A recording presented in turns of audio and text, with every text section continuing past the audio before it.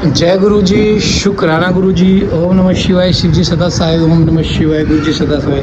संगत जी, गुरु जी का अनंतम शुक्राना, हर चीज़ का शुक्राना, हर सांस का शुक्राना। संगत जी, गुरु जी हमें बहुत कुछ देते हैं लेकिन हम ले ही नहीं पाते। जैसा मैंने आपको सबको सेवा बताई थी कि जेठ के 9 दिन शुरू हो चुके हैं, वो शायद दूसरा दिन था। जो संगत किसी एक भी आदमी को जल की सेवा करना, ये नहीं होता संगत जी कि आप खरीदे किसी गरीब को ही दो। कोई भी आदमी जा रहा हो जिसने आपसे प्यार, आपके साथ आप काम कर रहे हो, उसे भी आप जल पिला सकते हो, वो भी एक सेवा है। तो किसी को भी जल की सेवा दे सकते हो संगत जी, वो सेवा में मानी जाएगी और वही आपकी पूजा होगी। 9 दिन संगत जी ये सेवा कर लो, देखना आपके कितने कष्ट कट जाएंगे। और महासमाधि दिवस आ रहा है, कोई भी संगत कंट्रीब्यूशन करना चाहते हो लंगर सेवा में कर सकते हैं। जय गुरु जी, शुक्राना गुरु जी। ओम नमः शिवाय, शिव जी सदा सहाय। ओम नमः शिवाय, गुरु जी सदा सहाय। जय गुरु जी। जय गुरु जी। उमा देवी का दिव्य रूप से देवताओं को दर्शन देना, देवताओं का उनसे अपना अभिप्राय निवेदन करना और देवी का अवतार लेने की बात स्वीकार करके देवताओं को आश्वासन देना। ब्रह्मा जी कहते हैं कि नारद देवताओं के इस प्रकार स्तुति करने पर दुर्गम पीड़ा का नाश करने वाली जगजननी देवी दुर्गा उनके सामने प्रकट हुई। वे पर अद्भुत दिव्य रत्नमय रथ पर बैठी हुई थी। उस श्रेष्ठ रथ में घुंघरू लगे हुए थे और मुलायम बिस्तर बिछे हुए थे। उनके श्री विग्रह का एक अंग करोड़ों सूर्यों के से भी अधिक प्रकाशमान और रमणीय था। ऐसे अवयवों से वे अत्यंत उद्भासित हो रही थी। सब ओर फैली हुई अपनी तेजो राशि के मध्य भाग में वे विराजमान थी।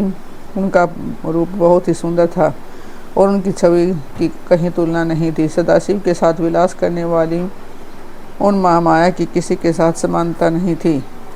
शिव लोक में निवास करने वाली वे देवी त्रिविध चिन्मय गुणों से युक्त थी। प्राकृतिक गुणों का अभाव होने से उन्हें निर्गुणा कहा जाता है। वे नित्य रूपा हैं। वे दुष्टों पर प्रचंड कोप करने के कारण चंडी कहलाती हैं, परंतु स्वरूप से शिवा हैं। सबकी संपूर्ण पीड़ाओं का नाश करने वाले तथा संपूर्ण जगत की माता हैं। वे ही प्रलय काल में महानिद्रा होकर सबको अपने अंक में सुला लेती हैं तथा वे समस्त सब जनों का संसार सागर से उद्धार कर देती हैं। शिवा देवी की तेजो राशि के प्रभाव से देवता उन्हें अच्छी तरह देख न सके, तब उनके दर्शन की अभिलाषा से देवताओं ने फिर उनका सत्वन किया। तदंतर दर्शन की इच्छा रखने वाले विष्णु आदि सब देवता उन जगदम्बा की कृपा पाकर वहाँ उनका सुस्पष्ट दर्शन कर सकें। इसके बाद देवता बोले, अंबिके महादेवी, हम सदा आपके दास हैं। आप प्रसन्नतापूर्वक हमारा निवेदन सुने। पहले आप दक्ष की पुत्री रूप से अवतीर्ण हो लोक में रुद्रदेव की वल्लभा हुई थी। उस समय आपके ब्रह्मा जी के तथा दूसरे देवताओं के महान दुख का निवारण किया था। तदंतर पिता से अनादर पाकर अपनी की हुई प्रतिज्ञा के अनुसार आपने शरीर को त्याग दिया और असवधाम में पधार गई। इसे भगवान हर को भी बड़ा दुख हुआ। महेश्वरी आपके चले जाने से देवताओं का कार्य पूरा नहीं हुआ, अतः हम देवता और मुनि व्याकुल होकर आपकी शरण में आए हैं। महेशानी शिव, आप देवताओं का मनोरथ पूर्ण करें जिससे सनंत कुमार का वचन सफल हो। देवी, आप भूतल पर अवतीर्ण हो पुनः रुद्रदेव की पत्नी होइए और यथा योग्य ऐसी लीला कीजिए जिससे देवताओं को सुख प्राप्त हो। देवी, इससे कैलाश पर पर्वत पर निवास करने वाले रुद्रदेव भी सुखी होंगे। आप ऐसे ही कृपा कीजिए जिससे सब सुखी हो और सबका सारा दुख नष्ट हो जाए। ब्रह्मा जी कहते हैं कि नारद, ऐसा कहकर विष्णु आदि सब देवता प्रेम में मगन हो गए और भक्ति से विनम्र होकर चुपचाप खड़े रहे। देवताओं की यह स्तुति सुनकर शिवा देवी को भी बड़े प्रसन्नता हुई। उसके हेतु का विचार करके अपने प्रभु शिव का स्मरण करती हुई भक्त वत्सलता दयामयी उमा देवी इस समय विष्णु आदि देवताओं को संबोधित करके हंसकर बोली। उमा ने कहा कि हे हरे, हे विदे और हे देवताओं तथा मुनियों, तुम सब लोग अपने मन से व्यथा को निकाल दो और मेरी बात सुनो। मैं तुम पर प्रसन्न हूँ, इसमें संशय नहीं है। सब लोग अपने अपने स्थान को जाओ और चिरकाल तक सुखी रहो। मैं अवतार ले मैना की पुत्री होकर उन्हें सुख दूंगी और रुद्रदेव की पत्नी हो जाऊंगी। यह मेरा अत्यंत गुप्त मत है। भगवान शिव की लीला अद्भुत है, वह ज्ञानियों को भी मोह में डालने वाली है। देवताओं, उस यज्ञ में जाकर पिता के द्वारा अपने स्वामी का अनादर देख जब से मैंने दक्ष जनित शरीर को त्याग दिया है, तब से वे मेरे स्वामी कालाग्नि रुद्रदेव तत्काल दिगंबर हो गए। वे मेरी ही चिंता में डूबे रहते हैं। उनके मन में यह विचार उठा करता है कि धर्म को जानने वाली सती मेरा रोष देखकर पिता के यज्ञ में गई और वहाँ मेरा अनादर देख मुझ में प्रेम होने के कारण उसने अपना शरीर त्याग दिया। यही सोचकर मैं घर बार छोड़कर अलौकिक वेश धारण करके योगी हो गई। मेरी सर्वभूता सती के वियोग को वे महेश्वर सहन न कर सके। देवताओं भगवान रुद्र की भी वह अत्यंत इच्छा है कि भूतल पर मैना और हिमाचल के घर में मेरा अवतार हो, क्योंकि वे पुनः मेरा पानी ग्रहण करने की अधिक अभिलाषा रखते हैं।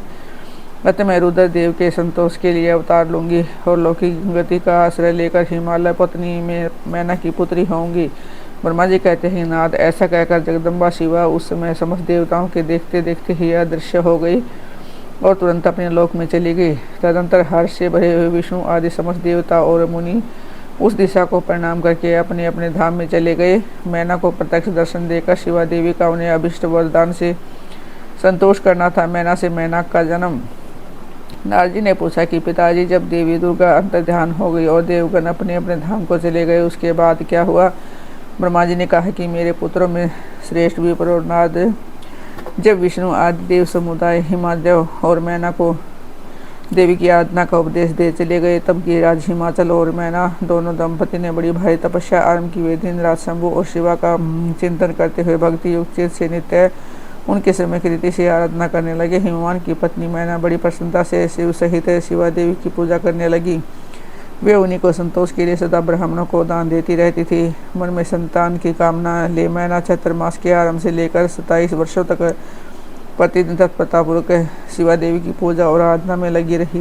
वे अष्टमी को उपवास करके, नवमी को लड्डू, बलि, सामग्री, पीठी, खीर और गंध पुष्प आदि देवी को भेंट करती थी। गंगा के किनारे औषधि प्रस्थ में उमा की मिट्टी की मूर्ति बनाकर नाना प्रकार की वस्तुएं समर्पित करके उनकी पूजा करती थी। मैना देवी कभी निराहार रहती, कभी व्रत के नियमों का पालन करती, कभी जल पीकर रहती और कभी हवा पीकर ही रह जाती थी। विशुद्ध तेल से चमकती हुई दीप्ति मती मैना ने प्रेम पूर्वक शिवा में चित्त लगाया। 27 वर्ष व्यतीत कर दिए। 27 वर्ष पूरे होने पर जगन्मयी शंकर कामिनी जगदम्बा उमा अत्यंत प्रसन्न हुई। मैना की उत्तम भक्ति से संतुष्ट हो गए। परमेश्वरी देवी उन पर अनुग्रह करने के लिए उनके सामने प्रकट हुए थे। जो मंडल के बीच में विराजमान तथा दिव्य अवयवों से संयुक्त उमा देवी प्रत्यक्ष दर्शन दे मैना से हंसती हुई बोली। देवी ने कहा कि ये राज हिमालय की रानी महासाध्वी मैना, मैं तुम्हारी तपस्या से बहुत प्रसन्न हूँ। तुम्हारे मन में जो अभिलाषा हो उसे को मैना, तुमने तपस्या, व्रत और समाधि के द्वारा जिस जिस वस्तु के लिए प्रार्थना की है वह सब मैं तुम्हें दूंगी। जब मैना ने प्रत्यक्ष प्रकट हुई कालिका देवी को देखकर प्रणाम किया और इस प्रकार कहा। मैना बोली, देवी, इस समय मुझे आपके रूप का प्रत्यक्ष दर्शन हुआ है, अतः मैं आपकी स्तुति करना चाहती हूँ। कालिके, इसके लिए आप प्रसन्न हो। ब्रह्मा जी कहते हैं कि नारद, मैना के ऐसा कहने पर सर्वमोहिनी कालिका देवी ने मन में अत्यंत प्रसन्न हो अपने दोनों बाहों से खींचकर मैना को हृदय से लगा लिया। इसे उसे तत्काल महाज्ञान की प्राप्ति हो गई। फिर तो मैना देवी प्रिय वचनों द्वारा भक्तिभाव से अपने सामने खड़ी हुई कालिका की स्तुति करने लगी। मैना बोली, जो महामाया जगत को धारण करने वाली, चंडिका लोक धारणी तथा संपूर्ण मनोवांछित पदार्थों को देने वाली है, उन महादेवी को मैं प्रणाम करती हूँ। जो नित्य आनंद प्रदान करने वाली माया, योग, निद्रा, जगजननी तथा सुंदर कमलों की माला से अलंकृत है, उन नित्य सीता उमा देवी को मैं नमस्कार करती हूँ। जो सबकी माता मही, नित्य आनंदमय, भक्तों के शोक का नाश करने वाले तथा कल पर्यंत नारियों एवं प्राणियों की बुद्धि रूपिणी है, उन देवी को मैं प्रणाम करती हूँ।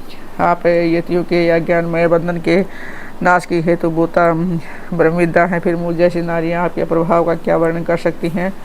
अथवा वेद की जो हिंसा, मरण आदि का प्रयोग है वह आप ही हैं। देवी, आप मेरे अभिष्ट फल को सदा प्रदान कीजिए। भावहीन, आकार रहित तथा अदर्श नित्यानित्य तन्मात्राओं से आप ही पंचभूतों के समुदाय को संयुक्त करती हैं। आप ही उनकी शाश्वत शक्ति हैं। आपका नित्य स्वरूप नित्य है। आप समय समय पर योग युक्त एवं समर्थ नारी के रूप में प्रकट होती हैं। आप ही जगत की योनि और आधार शक्ति हैं। आप ही प्राकृत तत्वों से परे नित्या प्रकृति कही गई है, जिसके द्वारा ब्रह्मा के स्वरूप को वश में किया जाता है।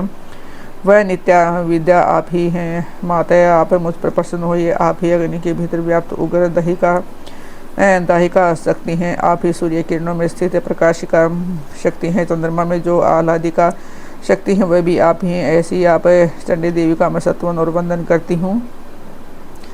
आप स्त्रियों को बहुत प्रिय हैं। ऊर्ध्वरिता ब्रह्मचारियों की देह भूता नित्या ब्रह्म शक्ति भी आप ही हैं। संपूर्ण जगत की वांछा था श्रीहरि की माँ भी आप ही हैं। जो देवी इच्छानुसार रूप धारण करके सृष्टि पालन और संहारमयी हो उन कार्यों का संपादन करती हैं, तथा ब्रह्मा, विष्णु एवं रुद्र के सहीन शरीर की भी हेतुभूता है, वे आप ही हैं देवी। आज आप मुझ पर प्रसन्न हो, आपको पुण्य मेरा नमस्कार है। ब्रह्मा जी कहते हैं कि नारद मैना की इस प्रकार स्तुति करने पर दुर्गा कालिका ने पुण्य उन्हें मैना देवी से कहा कि तुम अपना मनोवांछित वर मांग लो। हिमाचल प्रिय, तुम मुझे प्राणों के समान प्यारी हो, तुम्हारी जो इच्छा हो मांगो उसे मैं निश्चय ही दे दूंगी। तुम्हारे लिए मुझे कुछ भी दे नहीं है। महेश्वरी उमा का अमृत के समान मधुर वचन सुनकर हिमगिरी कामिनी मैना बहुत संतुष्टि और इस प्रकार बोली, शिवे आपकी जय हो, उत्कृष्ट ज्ञान वाली महेश्वरी जगदम्बिके, यदि मैं वर पाने के योग्य हूँ तो फिर आपसे श्रेष्ठ वर मांगती हूँ। जगदम्बे, पहले तो मुझे 100 पुत्र हों और उन सब की बड़ी आयु हो, वे बल पराक्रम से युक्त रिद्धि सिद्धि से संपन्न हो। उन पुत्रों के पश्चात मेरी एक पुत्री हो जो स्वरूप और गुणों से सुशोभित होने वाली हो, उन दोनों कुलों को आनंद देने वाली तथा तीनों लोकों में पूजित हो। जगदम्बिके, शिव आप ही देवताओं का कार्य सिद्ध करने के लिए मेरी पुत्री तारुद्र देव की पत्नी होइए और तदनुसार लीला कीजिए।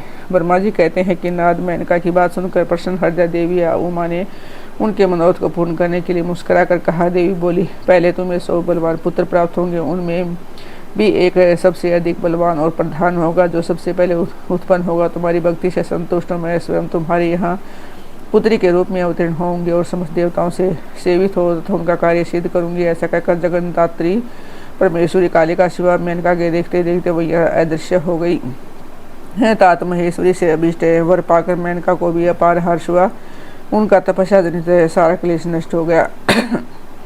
मुने फिर काल कर्म से मैना के गर्भ रहा और वह प्रतिदिन बढ़ने लगा।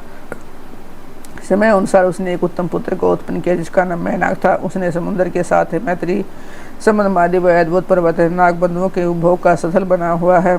उसके समस्त अंग श्रेष्ठ हैं। हिमालय के 100 पुत्रों में सबसे श्रेष्ठ और महान बल पराक्रम से संपन्न है।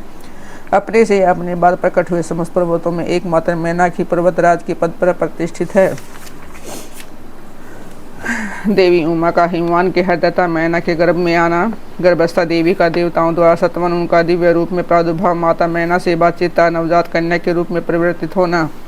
ब्रह्मा जी कहते हैं कि ना तदंतर मैना और हिमालय आनंद पूर्वक देव कार्य की सिद्धि के लिए कन्या प्राप्ति के हेतु वहाँ जगजननी भगवती उमा का चिंतन करने लगे तो प्रसन्न होने पर संपूर्ण अभीष्ट वस्तुओं को देने वाली है।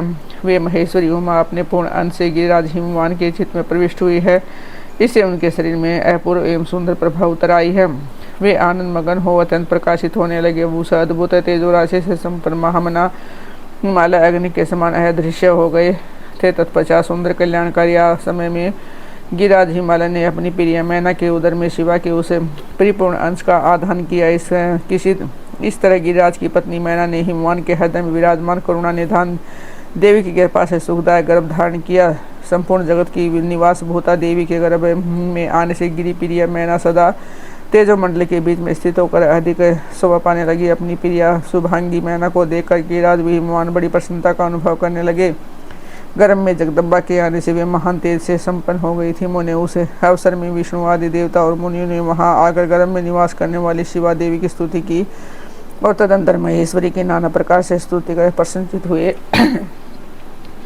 वे सब देवता अपने अपने धाम को चले गए। वहाँ 9वां महीना बीत गया और 10वां भी पूरा हो चला था। तब जगदम्बिका कालिका ने समय पूर्ण होने पर गर्भस्थ शिशु की जो गति होती है उसी को धारण किया अर्थात जन्म ले लिया। उस अवसर पर आद्याशक्ति सती साध्वी शिवा पहले मैना के सामने अपने ही रूप में प्रकट हुई। वसंत ऋतु में चैत्र मास की 9वीं तिथि को मृगशिरा नक्षत्र में आधी रात के समय चंद्रमंडल से आकाश गंगा की भांति मेनका के उदर से देवी शिवा का अपने ही स्वरूप में प्रादुर्भाव हुआ। उसमें संपूर्ण संसार में प्रसन्नता छा गई।